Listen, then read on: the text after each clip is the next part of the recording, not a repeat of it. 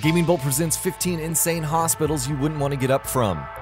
What is it about hospitals and video games that attempt to simply cause misery or lay down the foundation for such? It'd be one thing if they all healed you and sent you on your merry way, but that's hardly ever the case. Let's take a look at 15 insane hospitals you wouldn't want to get up from. Dhekelia SBA Memorial Hospital, Metal Gear Solid 5: The Phantom Pain.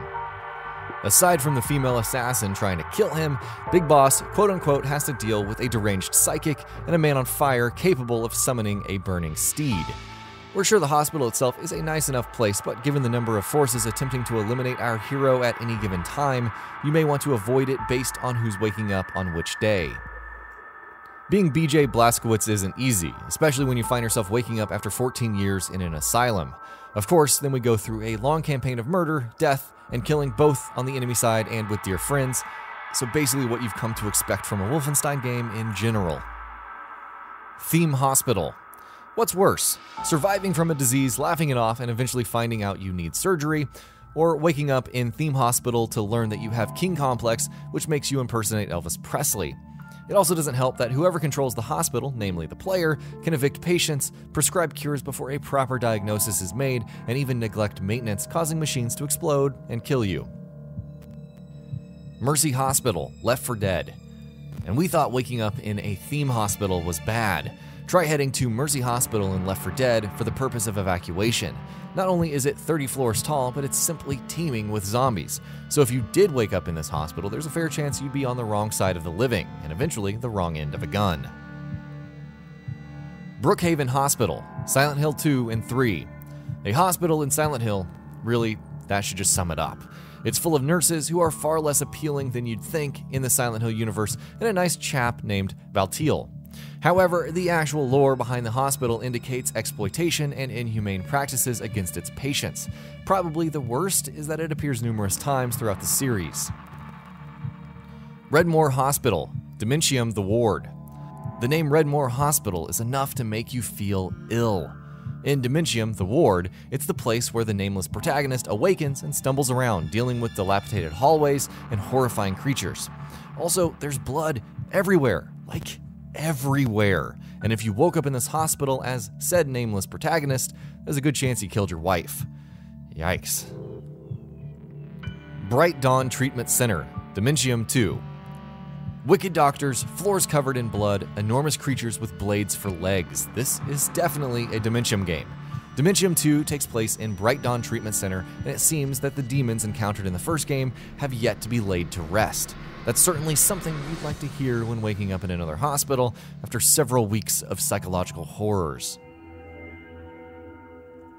SANITARIUM. The underrated point-and-click adventure from Dreamforge is a textbook example of descending into madness.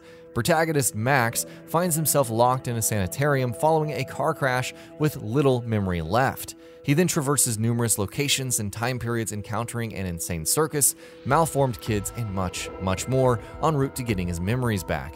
And no, we're not sure he lives happily ever after. Dixmoor Asylum, Manhunt 2. Dixmoor Asylum for the criminally insane houses a number of unstable inmates, so what could be worse than a thunderstorm knocking out the power and letting all of them go free? If you're in control of Daniel, then that means you are one such criminally insane inmate who's also pursued by less than savory characters. There's also the whole dissociative identity disorder, which is a whole other headache to deal with. SANATORIUM, HITMAN Codename 47. Agent 47's awakening within a hospital-like setting and being guided is actually a means to teach the player how to play. However, you immediately get the feeling of being watched and not knowing who to trust. These are basic tenets of Agent 47's character, and what makes him such a great assassin as he joins the ICA. Things quickly go crazy though, so maybe he was better off staying in the asylum.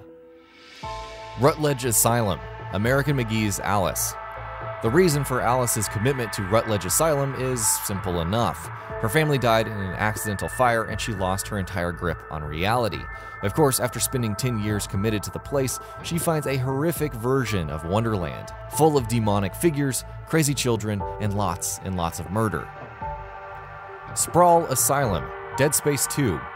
It's one thing to awaken with no memories, but Isaac Clarke finds himself in the SPRAWL's Asylum with amnesia, and it's immediately overrun by necromorphs. What follows are a necromorph mutating in front of Isaac, and a man freeing Isaac from his straitjacket before killing himself. We'd like to think that things couldn't get worse, but they do. Oh boy, do they do. Whitehurst Asylum, Saw. In no reality could the words Asylum and Saw ever be in the same sentence and not mean something bad.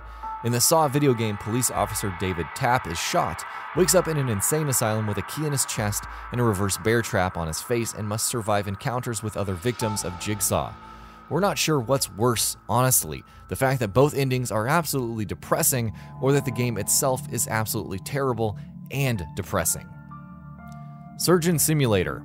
While waking up under the knife of a surgeon doesn't seem all that bad compared to all of the horrors in the other titles, Surgeon Simulator's doctor is by no means sane. Have you ever seen the videos where he comically removes entire sets of organs and replaces them with metal, or smashes entire rib cages to pieces? It's simply terrifying, even if he does eventually save your life. Hospital Ward, The Evil Within 2.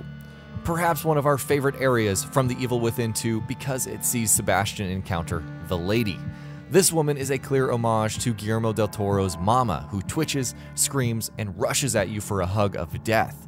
Oh, and she can also phase through doors. The fact that escaping her clutches out into an even more insane world is required to progress forward says everything about The Evil Within 2. And that'll be about it for this one. If you guys like what we're doing at Gaming Vault, please consider subscribing to our channel, and I'll see you guys on the next video.